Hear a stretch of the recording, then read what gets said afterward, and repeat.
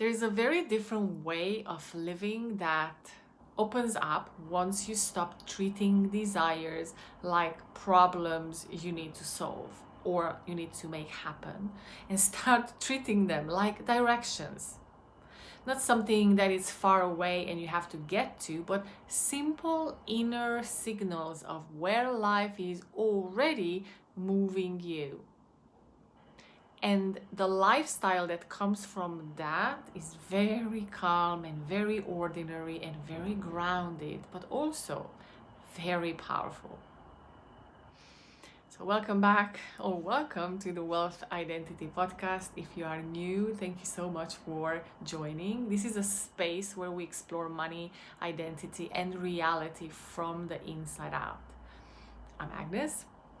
And when I speak about wealth identity, I mean living from the knowing that your desires are not random, they are not made up by your mind, they are invitations into the next version of your life.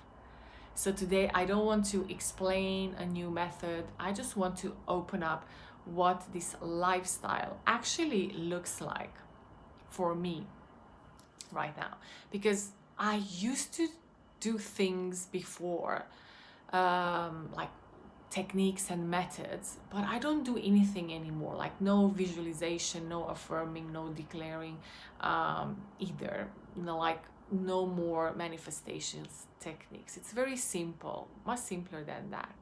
And it usually starts like a desire that appears, and it's not even something loud or like dramatic, just a quiet sense of that would be nice, or wouldn't that be fun, or I can see myself having that, doing that.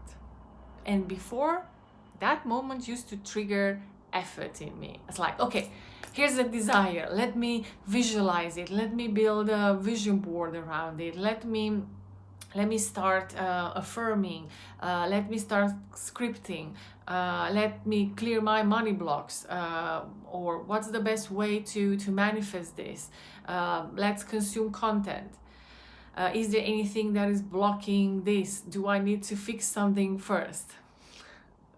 Now it's different. The desire comes and I just accept it, knowing that is already part of my path, of my unfolding story. It's almost like saying, okay, this is where life is taking me next, like hooray. And then I move on with my day. I don't sit and rehearse it. I don't try to feel it or feel it intensely. I don't start monitoring whether it's working or is there anything happening. I just live.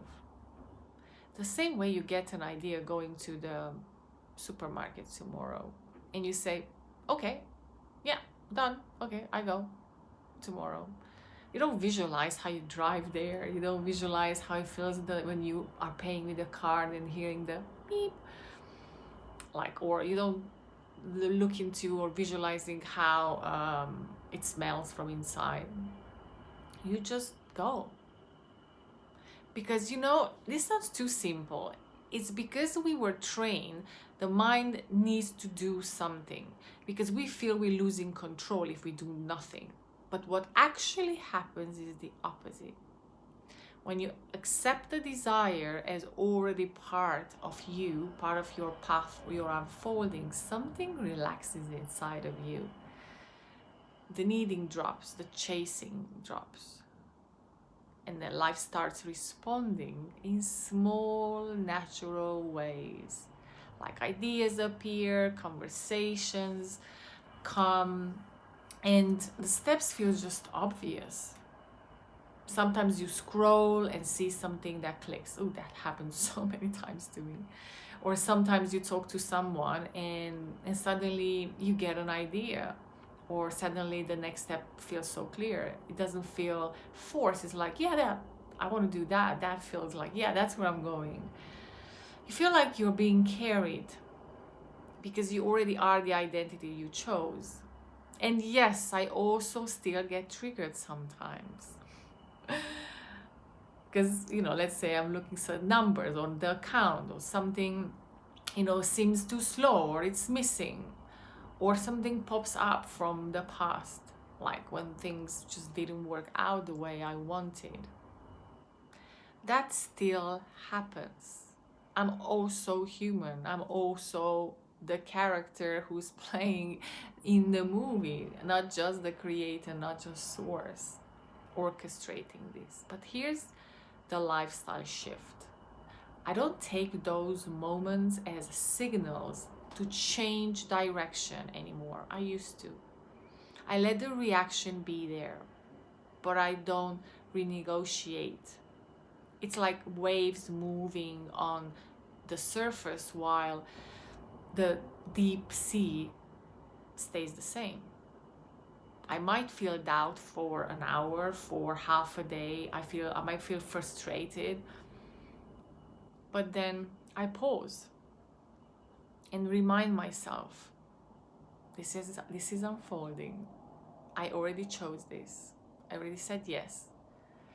Then something very interesting happens, because I don't jump back into fixing, learning more, adjusting strategies, questioning myself. And because of that, usually in 5-10 minutes, the trigger is gone. It loses importance. It's just a human moment inside a bigger unfolding. Doesn't mean anything about me. Halfway through this process, I also realized something. Coming back to that knowing is simple, but not always easy when you are alone with your mind, with your thoughts and your emotions. There were days when my mind spiraled and I could feel the pull to go back into efforting and into fixing and healing, and I did this for years.